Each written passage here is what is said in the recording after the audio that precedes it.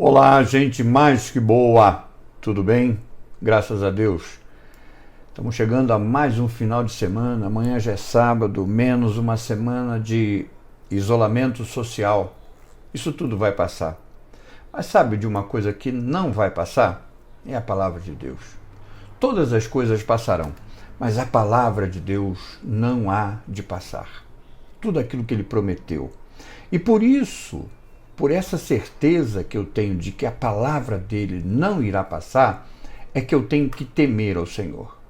Essa semana nós estamos conversando sobre perdão.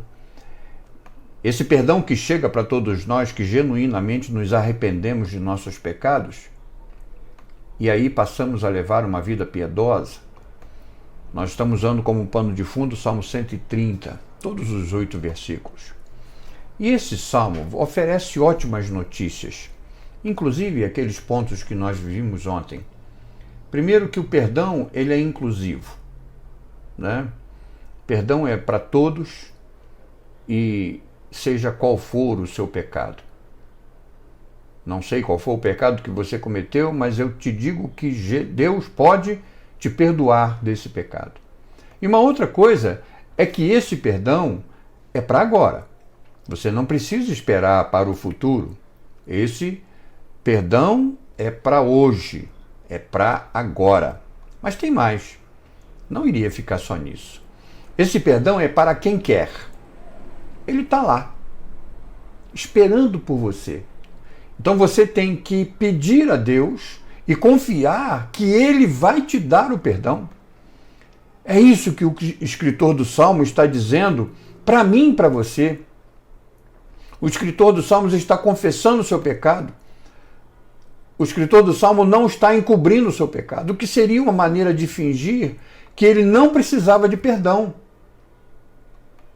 Ele está pedindo misericórdia a Deus, pois ele não tem nenhum direito diante de Deus. Ele está confiando em Deus porque ele diz: em Deus há perdão. Em Deus está o perdão. Você também crê que em Deus há perdão? Milhares de pessoas confessam que eu creio. Eu creio no perdão dos pecados. Mas o que essas pessoas têm feito?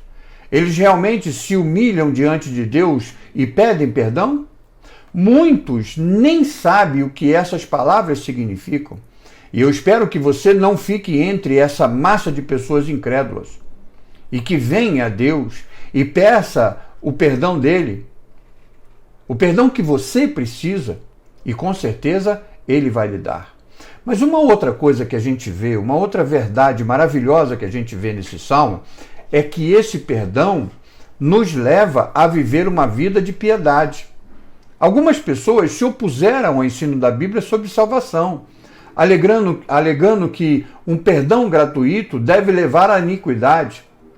Se Deus nos perdoa, se Ele perdoa qualquer coisa, aquilo que nós fazemos, então por que nós não continuamos pecando?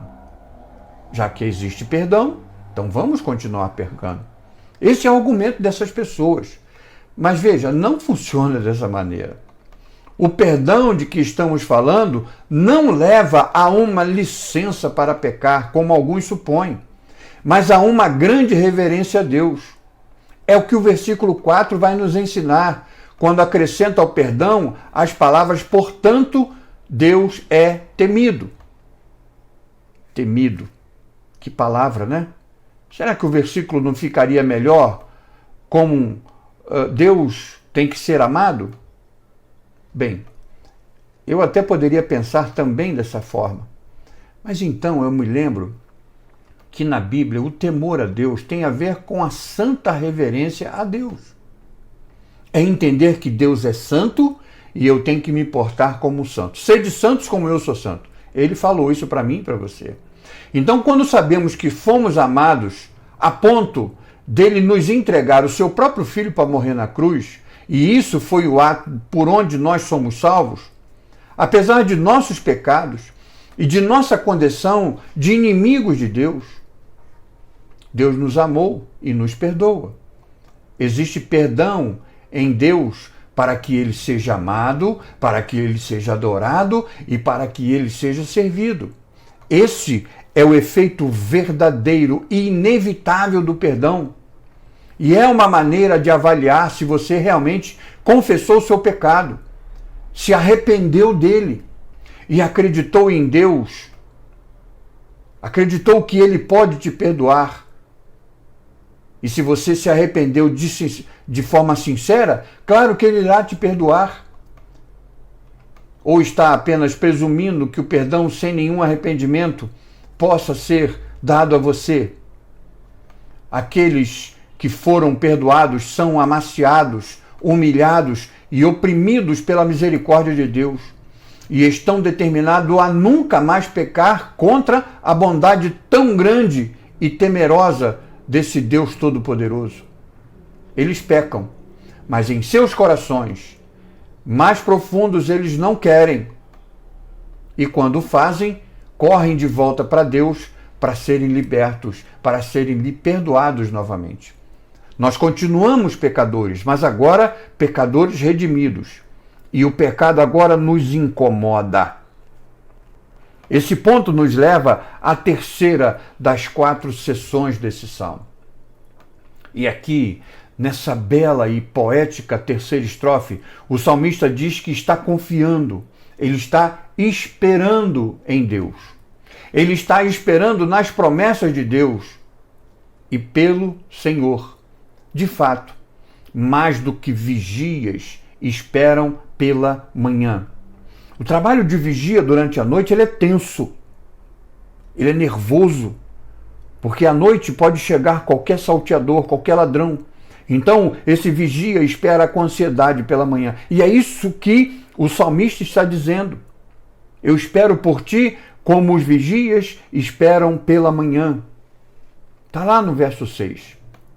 E sobre o que essa estrofe nos diz? Sobre o que essa estrofe nos diz? O que ele está especificamente esperando? Ele não está esperando a libertação de seus problemas. Ele não está esperando a libertação de uma quarentena ou de um vírus. Não, não é assim. Ele está esperando o perdão dos seus pecados. É de pecado que ele fala aqui. Ele também não está esperando o que poderíamos supor a princípio, pois a estrofe anterior diz que ele já encontrou perdão. De fato, vemos o primeiro resultado dessa descoberta, que é um medo reverencial de Deus, é um temor reverencial de Deus. Então, o que ele está esperando aqui? O que ele está esperando é o próprio Deus, pois é Deus quem ele ofendeu por seu pecado. E é a comunhão com Deus que ele precisa para ser perdoado, para ter essa comunhão restaurada. A única ponte que leva a nossa restauração da nossa comunhão com Deus é Jesus Cristo. Observe que o perdão não depende mais de seu sentimento de perdão. Ele é perdoado, se sente ou não, porque pediu a Deus e depois Deus prometeu perdoar. Mas agora ele também quer essa intimidade com Deus que ele vai tentar seguir. Ele está sinceramente esperando por essa intimidade. Ele está esperando com fé perseverante. Então peça a Deus que depois que você pedir perdão pelos seus pecados, se arrepender deles e ser perdoado, que ele provoque em você uma santa reverência. Que essa santa reverência possa ser gerada pelo Espírito Santo dentro de você.